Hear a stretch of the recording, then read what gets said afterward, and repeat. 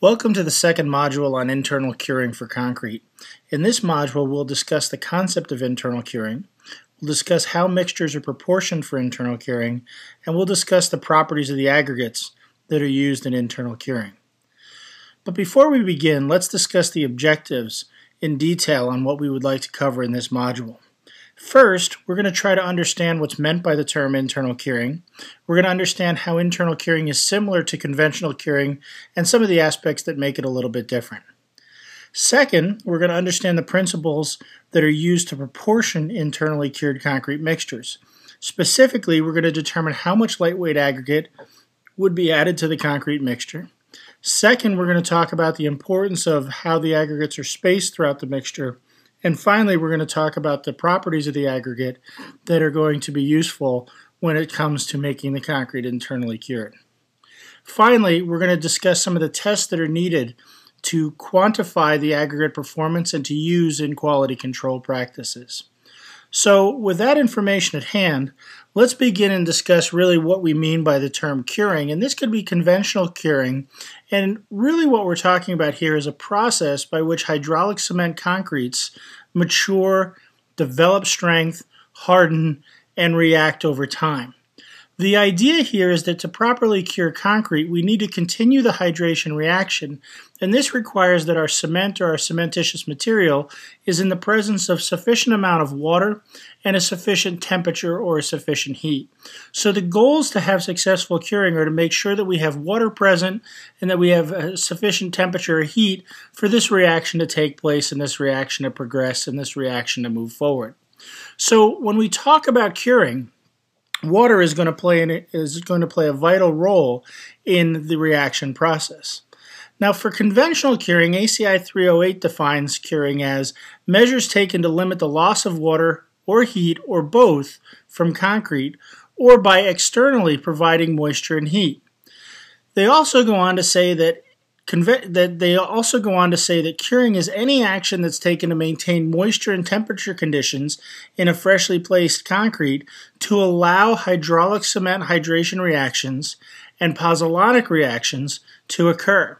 So really what we're talking about here is nothing different than we talked about on the previous slide. We want to maintain moisture in the system, we want to maintain heat in the system, and we're talking about actions that are taken to keep that in our concrete so that we can have the hydraulic reaction undergoing, we can have the pozzolanic reaction undergoing, and our concrete can develop strength and mature. Now, external concrete, as was said in the previous definition, is really done on the outside of the concrete. So if we think about this, we can think about our friend the lobster here, where the lobster has its skeleton on the outside. This is really what we're doing with our curing. We're doing things to the outside of the concrete after the concrete's placed to help promote this hydration reaction. So if we look at this little picture in the top corner, one of the most common things that we'll do is we'll supply additional water, we'll pond water on our concrete. That water will then penetrate the concrete and will provide this additional moisture to help in the reaction. So this is what we talk about when we think about conventional curing practices, something that's done on the outside of our concrete, much like the exoskeleton of our lobster here. Some of the other types of external curing that are going to be done, when we look at this, we can really look at the addition of additional water through water ponding, or we can look at a curing membrane. Now, there's a very big difference between these two types of curing. One is actively supplying additional water through water ponding, sprinkling, burlap. They're going to supply additional water that's going to go into the concrete, and that's going to help in the reaction.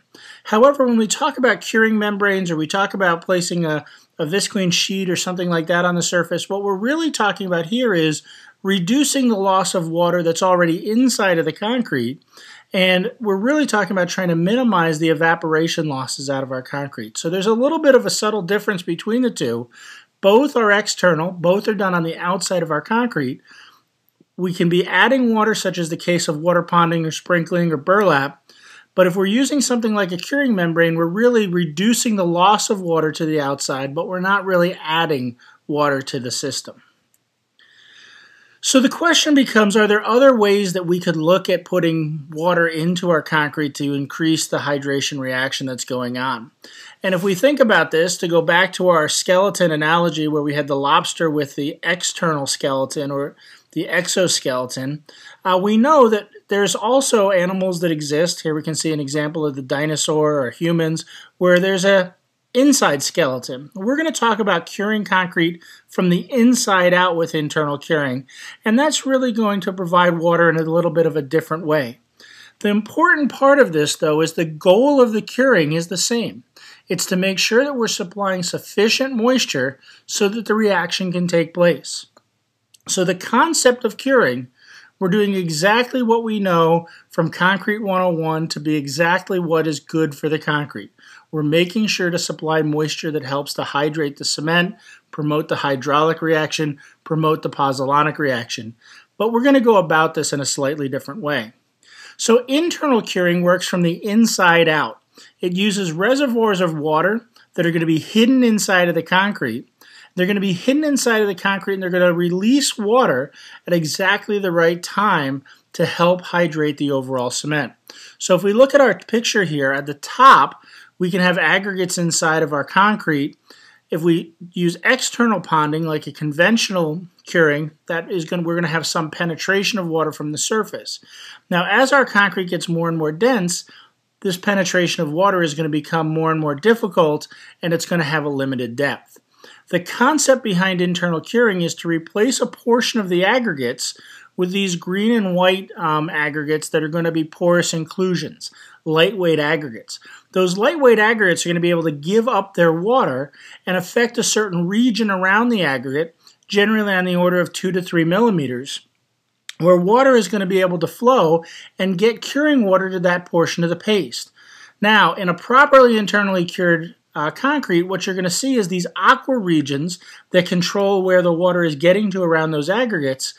Those aqua regions are going to start to overlap because we've placed enough aggregate into the system that we have the aggregates within sufficient distance that we can effectively cure the whole concrete. So the whole idea behind internal curing is to use porous reservoirs. We're going to have water in those reservoirs. We're going to hide that water before set, and this is important because we're going to have a low porosity in our concrete.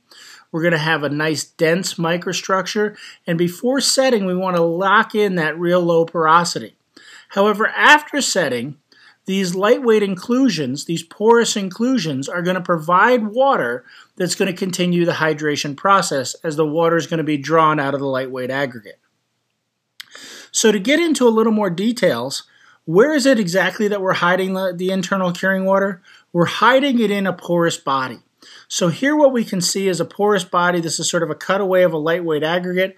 The lightweight aggregate can be pre-wetted such that the pores or the holes inside of the aggregate will absorb water, and that water can be released back to the concrete after setting. The water that's hidden inside of the lightweight aggregate doesn't count towards your water to cement ratio, doesn't count to your initial porosity of concrete. It's hidden inside of the lightweight aggregate, and this is really one of the reasons why this trick works very, very well. Now you may be saying, well, concrete's been around for thousands of years. Why internal cure concrete, and why is it important now that we start looking into this? And as we've mentioned a little bit, higher performance concretes are becoming more dense. We're using more low water to cement ratio materials, we're using more supplemental materials, and we're using lower water to cement ratios in our concrete. And really the goal of the high performance concrete is to minimize porosity, disconnect the large pores, and make it harder for fluids to be transported through our concrete. Well, as we make it harder for seawater and other fluids to be transported through our concrete, it also becomes harder for curing water to become transported through our concrete. So the idea here is in higher performance concretes, we can really distribute these pockets or reservoirs of water throughout the cross section of our concrete. Second, while these high performance concretes are good for durability, right? They're going to make it hard for the water to move in, as we were just discussing, but they can also make our concrete a little bit more prone to cracking. So one of the reasons for this is something called self-desiccation, and we can think of this as the concrete sort of drying out, but without the loss of water to the outside. The self-desiccation is going to increase as you go to lower and lower water to cement ratios and as you start adding supplemental materials. This is driven by the hydration reaction, and it's really driven by the pore size distribution. So as we're moving to higher performance concretes, as we're using more supplemental materials, as we're using materials that react more quickly, this is really what's starting to bring internal curing right into the picture, because these are the types of concretes that internal curing really works best for. Now, we've introduced some new terminology, and we're going to be trying to describe this terminology as we go through. The term self-desiccation was introduced, and this really can be thought of like a drying that takes place but without the loss of water to the outside of the concrete. This is a drying that takes place because of a chemical reaction that's called chemical shrinkage, and vapor-filled space is going to form inside of our concrete. Now, this vapor-filled space is important because it's going to lead to a reduction in the relative humidity of our concrete. It's going to start emptying out the pores, and the real challenge here is when we do this, we're really going to increase the shrinkage of our concrete, and we have the potential to really slow down the reaction or even cease the hydration reaction. So there are a couple things that we really want to get into, and we'll go through these as we go through the module. But one of the things we want to pay specific attention to is what's causing these pores to empty. And really the cause is chemical shrinkage, and we'll describe this in greater detail as we go further. And then the second thing is the size of the pores really important? And what we're going to argue is that this is important because this chemical shrinkage happens in all concretes, but this problem of self-desiccation only really starts to become an issue when we get to lower and lower water to cement ratio concretes. So what we really want to try to do as we go through the remaining portion of the module here is we really want to talk about some of the proportioning principles that are important for internal curing. First, we're going to talk about this spacing of the aggregate. As we mentioned earlier, it's really important that the water can flow out of the lightweight aggregate and can cover a certain amount of the paste. The distance that water can flow is really relatively small, so we want to have our aggregates so that each one is responsible for controlling an area of a few millimeters right around the surface of the aggregate. Typically, we're going to try to limit this to about 2 millimeters. This is going to lead us to wanting to use a lot of lightweight fine aggregate or lightweight sands. The second part is what we're going to spend most of our time on, and this is determining how much lightweight aggregate or how much internal curing water we need. And this is going to be based on a simple calculation that says we want to be able to fill in all the vapor-filled spaces that form when the hydration reaction occurs. The final thing that'll be important when we start to talk about the proportioning principles is really what properties of the aggregate really drive this proportioning, and obviously how much water the aggregate can hold, but how the aggregate gives back that water are going to be two of the most important properties that we're going to look at. So why don't we begin with a little bit of a discussion on the aggregate spacing. And remember, the whole reason why we're interested in the aggregate spacing is because we want water to be able to reach all of the paste that's inside of our concrete. Now, in this slide, what we're going to do is we're going to show you a picture that starts to describe how close the paste is to the surface of the aggregate with a couple different scenarios. This is based on some work out of NIST where they've used this model, and in this model what we can see are there are going to be several different colors being represented. In the top image, what we have are the red being our typical aggregates, the yellow being our porous lightweight aggregates, and we have the white and blue representing different regions of the paste. White is a region that's more than 2 millimeters away from the surface of a lightweight aggregate. The blue regions, dark blue, is very close to the surface of an aggregate within 0.5 millimeter or 0.1 millimeters. As we move our way toward aqua, we get to a region that's within about 2 millimeters of the surface of the aggregate. Now, the interesting part about these two pictures are, if we look at the top image and we look at the bottom image, we have exactly the same volume of lightweight aggregate in both of those images.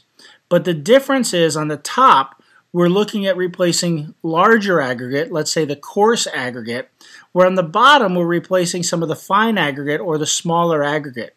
And the whole idea that we're trying to depict here, the whole thing that we're trying to show, is when you use smaller aggregate, you'll have more of the paste accessible in that 2 millimeter region around the aggregate to get some of this additional curing water. When we use the coarse aggregate, this also works for internal curing. However, the distance that the fluid can travel is much more limited, and what you'll notice at the top is we have a large portion of the paste that just doesn't get that internal curing water. So this really tells us that technologically there's a big advantage of replacing the sand with a fine, lightweight aggregate sand. And this is because it's going to help with the aggregate particle spacing. So we're going to be able to space the aggregates in such a way that we can get internal curing water throughout the matrix. There's additional benefits that we'll see by using our normal coarse aggregate, where we'll see very similar strengths and other aspects here, but the real reason that we're after using fine, lightweight aggregates to do our internal curing is to make sure that we get a good distribution of the aggregates. Now, one of the things that we've done is we've done several calculations, and by looking at standard ASTM C33 gradations, we can say that under the normal circumstances, we generally have very good distribution when we're replacing the sand and have over 85% of the paste covered. So provided we're using conventional lightweight aggregate sands, we're doing very well by using those sands and covering a large portion of the matrix, and therefore we're going to focus in on some other aspects as we look at our proportioning. Specifically, we're going to focus in on how much lightweight aggregate or how much internal curing water is needed for the internal curing of concrete. And really what we're going to do is we're going to focus our calculations in on trying to simply replace the vapor-filled space that's created by chemical shrinkage, and we're going to try to find out how much water is required to fill in that vapor-filled space and put in the amount of lightweight aggregate to do that.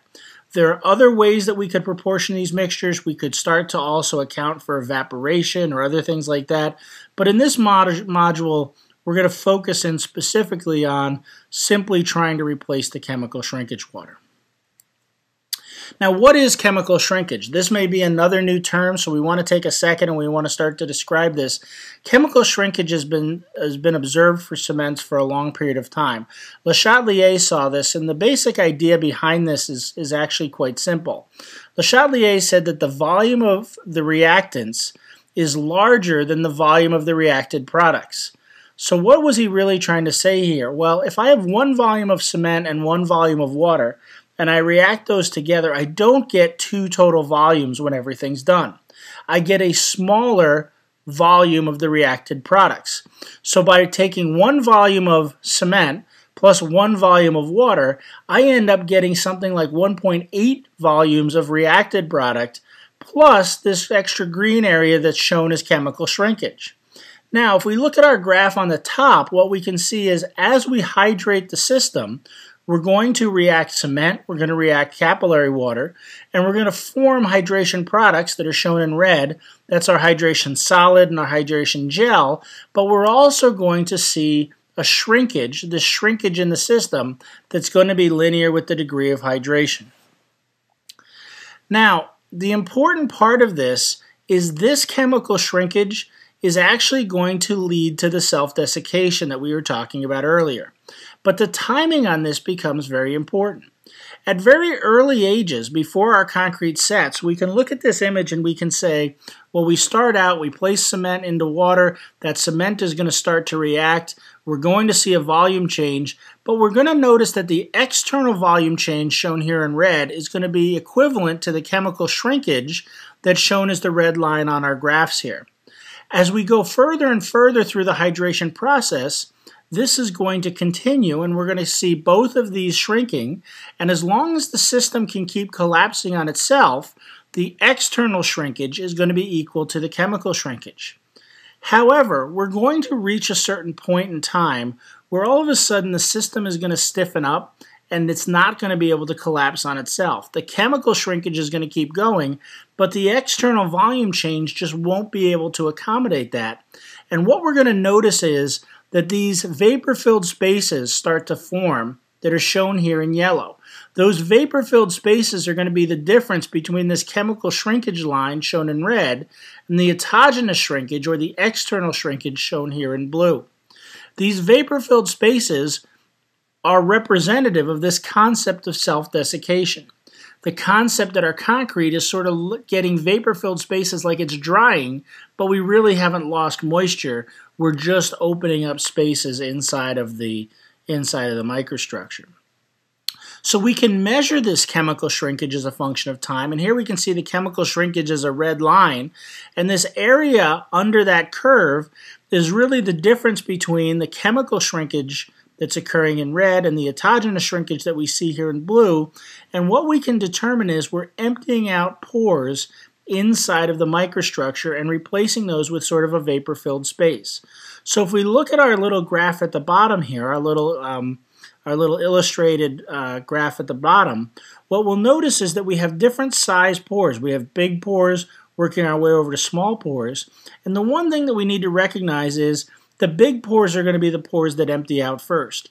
And the volume that is emptied in this big pore is going to be equal to our chemical shrinkage.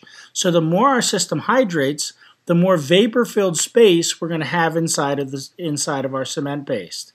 Now it's important to note that this occurs in all cements, and this occurs as the hydration reaction is taking place. The amount of chemical shrinkage will actually increase when we start using supplementary materials. So for things like a pozzolanic reaction, the chemical shrinkage will be higher even than it is for the hydraulic reaction that we see in many of these systems. Now, why is this such an issue in lower water to cement ratio concretes if this happens all the time when cement hydrates? Well, what I want to mention here is the chemical shrinkage that occurs is really just related to the water and the cement reacting, and it's not very sensitive to the water to cement ratio. Right?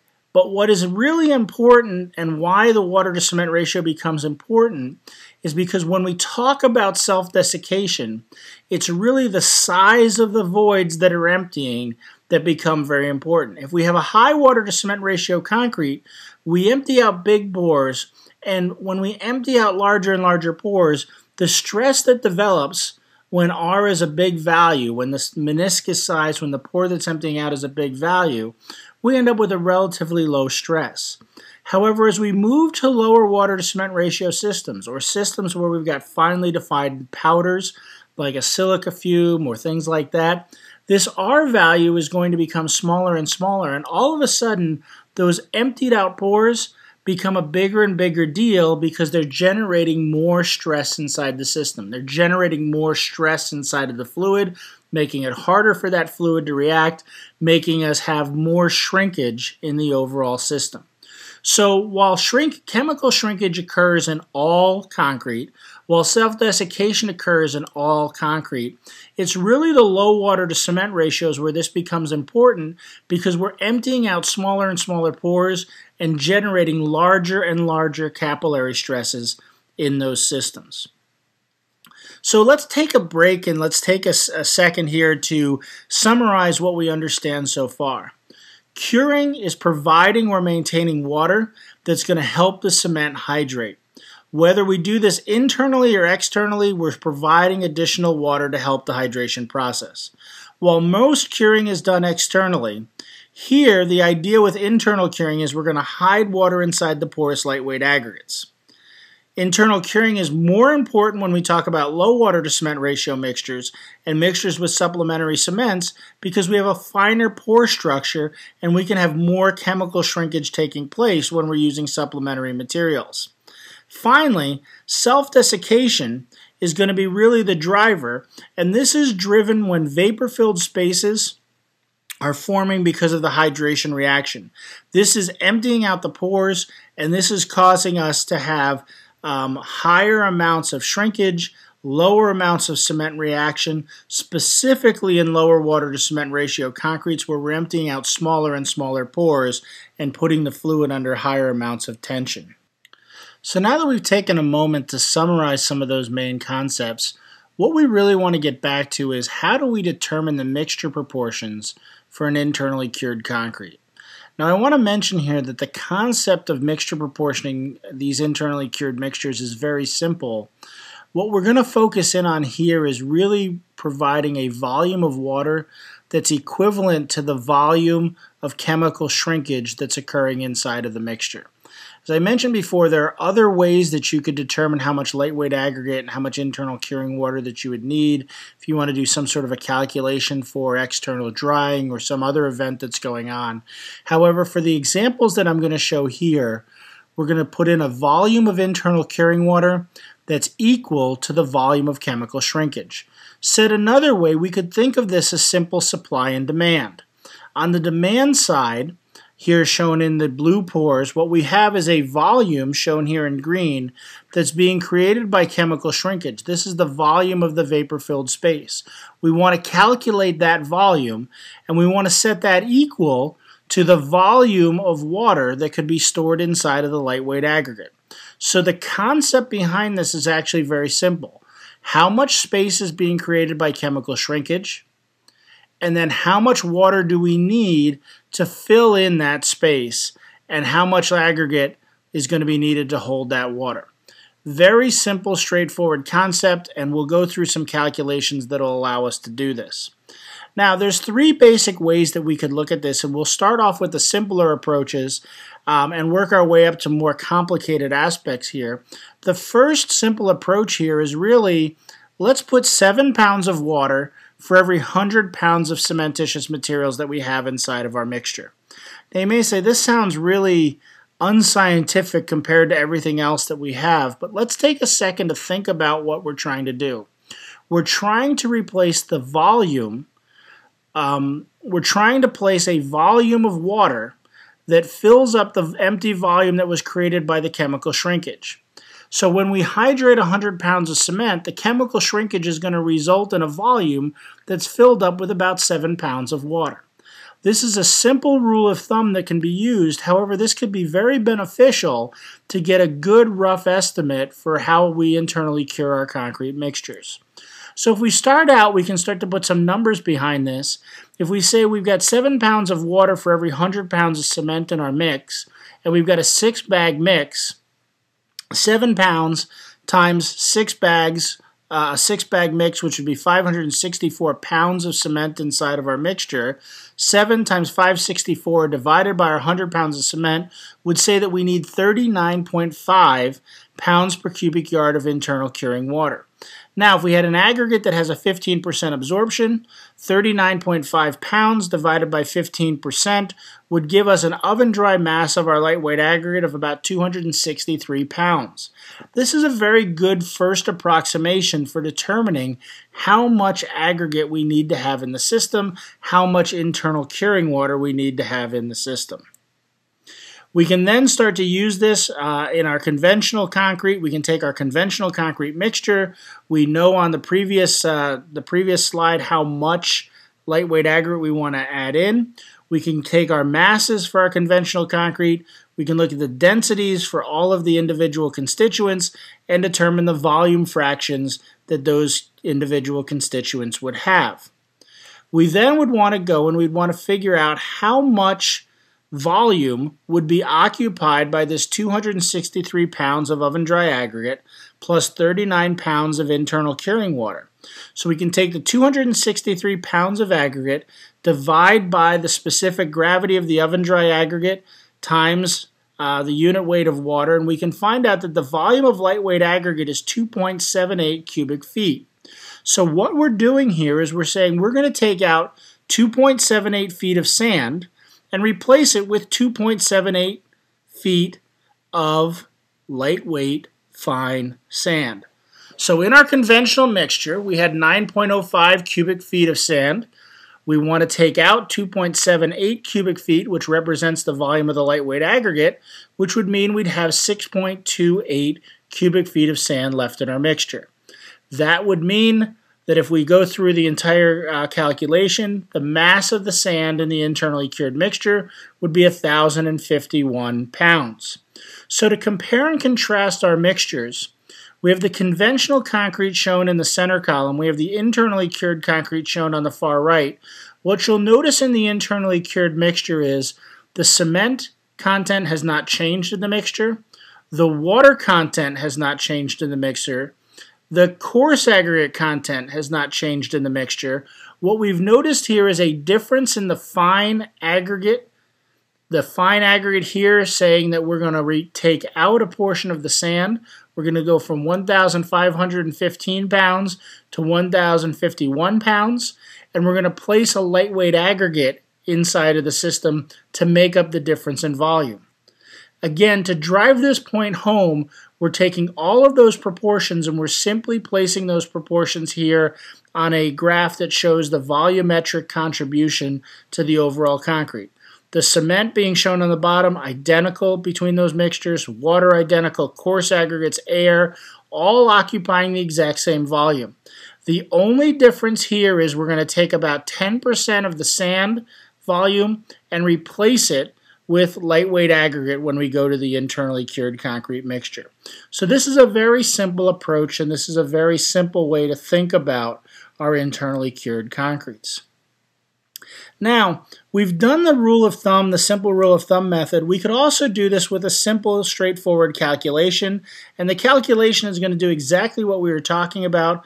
It's going to relate the supply and the demand that we were talking about. The demand being the volume of chemical shrinkage, the supply being the volume of water that we're hiding inside of the lightweight aggregate.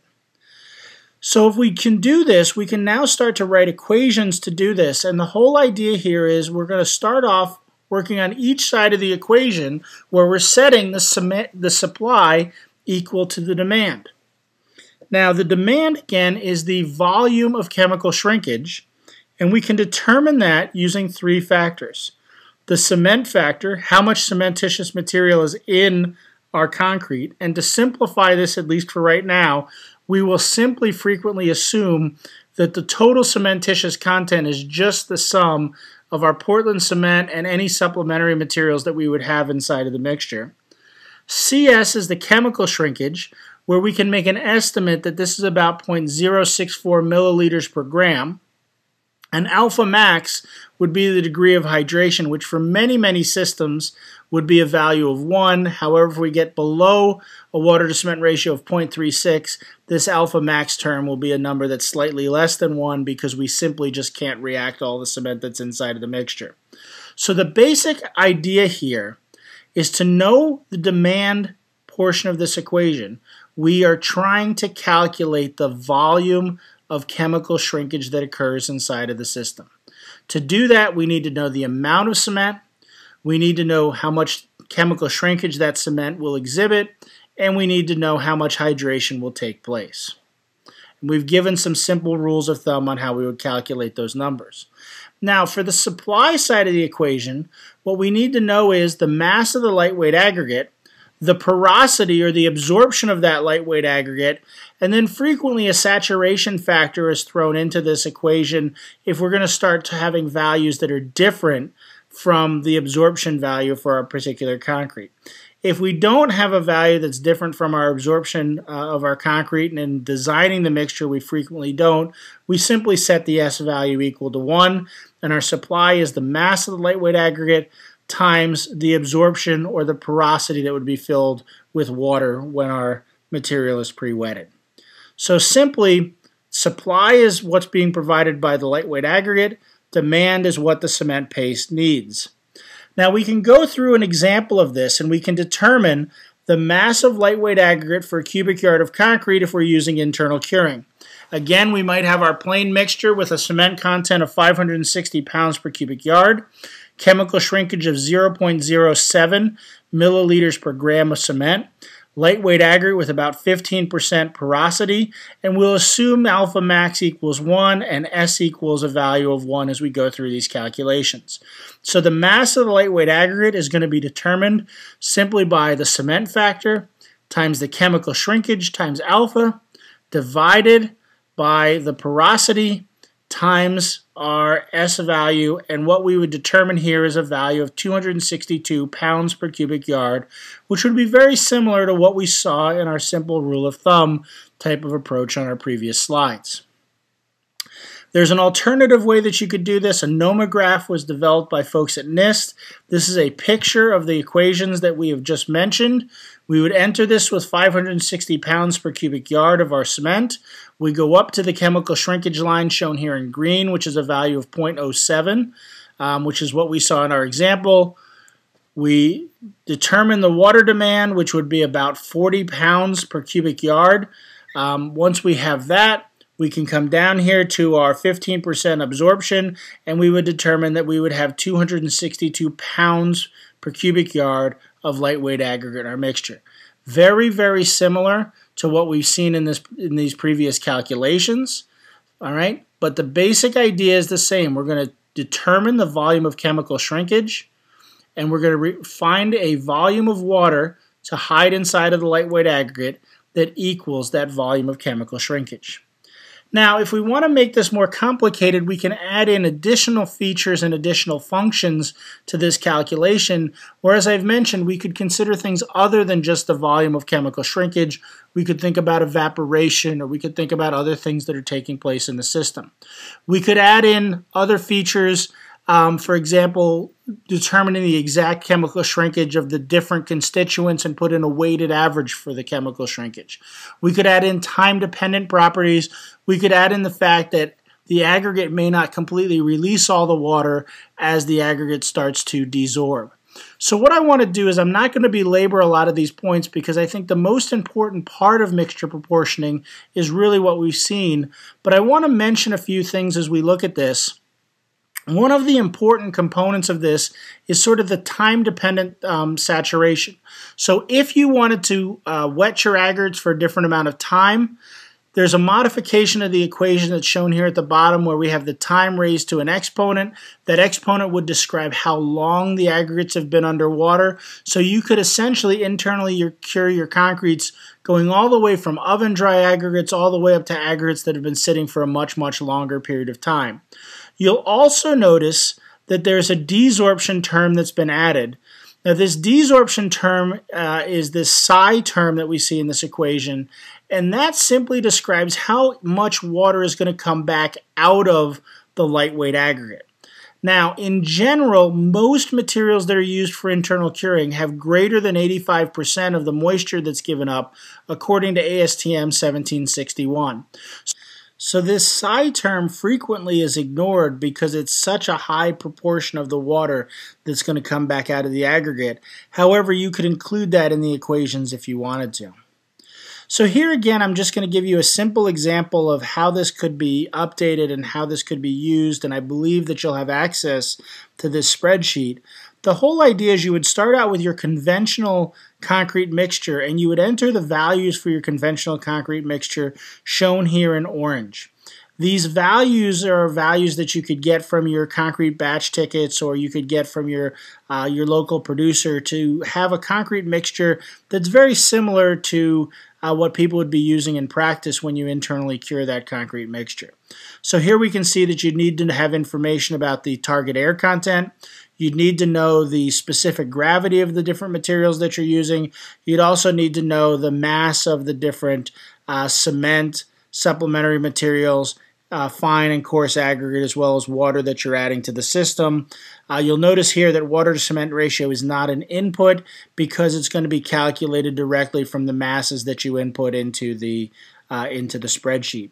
Once you've input this information, you can recall that we're going to start to use the main equation that we've been talking about, which is going to be the mass of the lightweight aggregate being equal to the demand portion of the term, which is the cement factor times the chemical shrinkage times the maximum degree of hydration, divided by the absorption or porosity of our aggregate, times the psi, which is this desorption term, times that S value, which is our saturation term that we've been discussing. So as we've entered this into our spreadsheet, we're going to notice that our cement factor is simply going to be the sum of the mass of our cement and our supplementary materials. We're going to make that as an estimate. Our chemical shrinkage we're going to assume to be 0.07 for the majority of calculations. And as I mentioned before, alpha max is going to be assumed to be a value of 1, except for water to cement ratios less than 0.36. And in the spreadsheet, it will automatically calculate the fractional value because we can't hydrate all of the cement because of a space limitation inside of the paste. S is also going to generally be assumed to 1, and we're going to ignore it in this equation as we work through the spreadsheet. Finally, the other two values that we'll look at when we do these calculations in our spreadsheet are going to be seen as three sort of lime green cells inside of the spreadsheet: the lightweight aggregate absorption factor, the lightweight aggregate desorption factor, and the specific gravity of our lightweight aggregate. Now, the important part about the specific gravity is that needs to be determined at a moisture content of where you want to be batching your concrete. So if you're doing this on oven dry, you use a specific gravity of an oven dry aggregate. Here we're going to use a 24-hour absorption value for our specific gravity. The absorption is 20%. The desorption is 85%, and we could simply place those in the equation. And once we've placed these into the spreadsheet, now the spreadsheet is going to go through and it's going to do all these calculations automatically for us. So just like we saw before, we're going to calculate out the mass of the lightweight aggregate in an oven-dried state. We're going to have 480 pounds of cement plus 120 pounds of slag. 0.07 is our chemical shrinkage term, 20% being our absorption, 85% being our desorption term, and we would determine that we would need 247 pounds of lightweight aggregate in the oven-dried state. To convert that over to the SSD state, we're simply going to do a calculation to take the mass of the lightweight aggregate in the oven-dried state, multiply that by 1 times the absorption, and we'll get 296 pounds of lightweight aggregate in the SSD state. Once we've determined that, we can calculate the volume of the lightweight aggregate in the SSD state, where we're going to go through and we're going to take our 296 pounds, divide through by the specific gravity and the unit weight of water, and come up with 2.6 cubic feet of lightweight aggregate. We're going to then remove that from the sand, and we're going to determine the mass of sand that's inside of the mixture as well as the mass of the lightweight aggregate in the mixture. And the nice part about this is all done in the spreadsheet, and as we saw earlier, this approach is very direct. We don't change the cementitious material, we don't change the water, we don't change the coarse aggregate, we don't change the air. Really what we've done here is we've changed from using 1,458 pounds per cubic yard of sand down to 1,005 pounds per cubic yard, and we've added in 296 pounds of pre-wetted lightweight aggregate. As I mentioned before, this can be done very simply in the spreadsheet. The whole idea here is that we would take and put the values in the orange cell from our mixture proportions or our mixture design. We would add in the lightweight aggregate that we were talking about earlier, the properties of that in these lime green cells. And finally, what we're going to determine is we're going to be able to get the mixture proportions for our internally cured concrete. And here are the mixture proportions that you would use. All of the calculations that we've discussed are automated in this spreadsheet and can be done for you directly so that you now have mixture proportions that you can begin batching your concrete with. So the final point that we want to start to describe here is what are the properties of the aggregate that we need to be able to measure so that we could put those into those lime green cells and we could actually know how we were going to do these measurements and get the properties of our lightweight aggregate.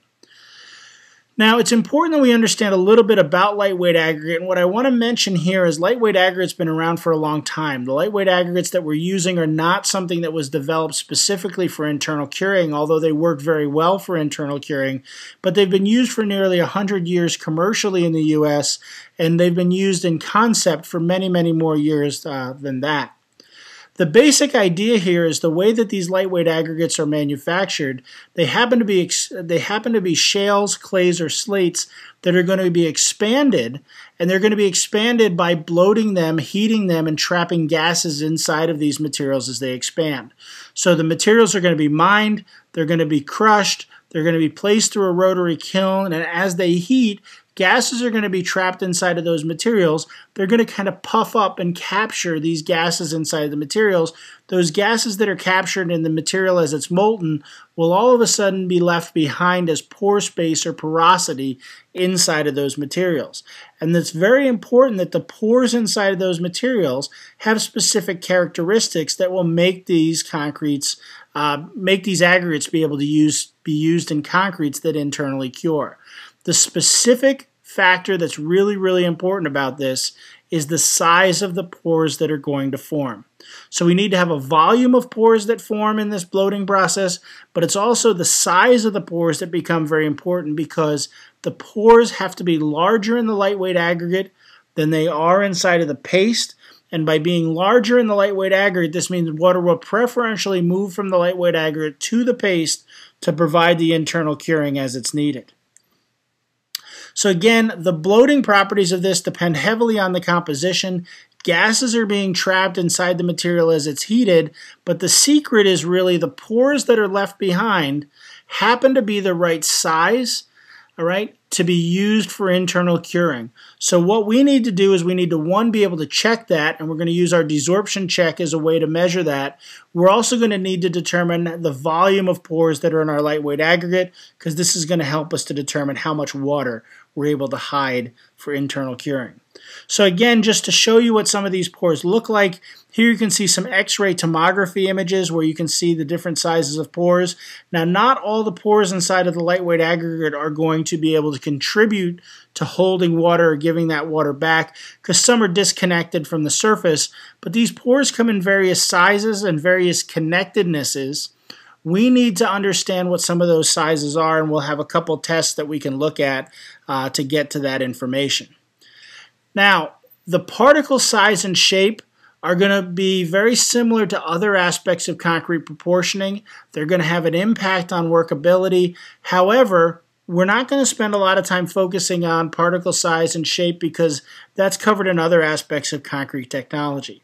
What we really want to focus in on here is the absorption capacity and some other properties of the aggregate. So really the porosity and how much water those aggregates can hold onto, and how much those aggregates can give that water back after we're done with some of this testing. So now there's a wide range of materials across North America. We're going to look at several of these, and we're going to use several different tests. Gradation obviously going to be very important, because this is going to impact spacing and paste contents. As I've mentioned before, we're not going to spend a lot of time on gradation, because that's something that's dealt with elsewhere in concrete technology, and there's nothing unique about the lightweight aggregates when it comes to gradation. Similarly with specific gravity, we need to know this information for mixture proportioning, but what we're going to focus in on is the absorption. How much water can our lightweight aggregates hold? Now, there'll be several different ways that you could do these tests. Some people recommend doing these tests for 3 days. We tend to like to use 24 hours of absorption. And what we're going to use is we're going to introduce 2 different testing procedures to help you get to your pre-wetted surface dry state. One is going to be known as the paper towel method. One is going to actually be known as the centrifuge method, and we'll discuss that in a few seconds. Desorption, how much water will be given back to the mixture, and we'll show you some tests that can be done to determine that value. So as I mentioned before, with grading and specific gravity, this is very, very similar to things that you would do for your other sands in your mixture, so I'm not going to spend a lot of time talking about this. It is important to know, though, that the grading will influence the workability. Right? In general, internally cured concrete can be made with a wide range of fine lightweight aggregate gradations. It's going to be very similar to what we do with our typical sands. And what we're going to mention here is when you measure your specific gravity, you need to be very, very consistent on which moisture state you're determining that specific gravity for, so you're determining the correct specific gravity factor. However, determining the absorption as a function of time is something that's very unique to the lightweight aggregate, because it's going to be a much higher value than we see in our conventional sands. So what we had done here is we've looked at most of the commercial lightweight aggregates throughout the U.S. The idea here is that the absorption test was developed here to measure the absorption as a function of time. These were measured over 48 hours, but you can get a general trend as you start to look at these. And what we're seeing here is the 15 different lightweight aggregates that are being looked at, 1 from Europe, 14 from North America, and you can look at the absorption that's taking place inside of the samples as a function of time. So the main thing that you will notice here is that the magnitude of absorption is going to depend primarily on the source that's being used to make the lightweight aggregate. Clays, shales, slates, they're coming from different locations. Each one is going to have a slightly different absorption value, and here you can see a wide range of absorptions from about 6% at 24 hours up to a value of about 30%. All of these lightweight aggregates could be used to internally cure your concrete. The other things that you should notice in looking at this graph is you will see that the majority of the absorption occurs very, very rapidly and is going to occur during the first hour. In fact, about 70% of the absorption occurs during the first 5 minutes. The absorption then will continue slowly over time and will continue after 24 hours, after 48 hours, after 72 hours. We will continue to absorb moisture into the lightweight aggregate. The interesting part, though, is if you normalize the absorption by the porosity, you'll see that these aggregates all sort of collapse onto a very, very similar curve.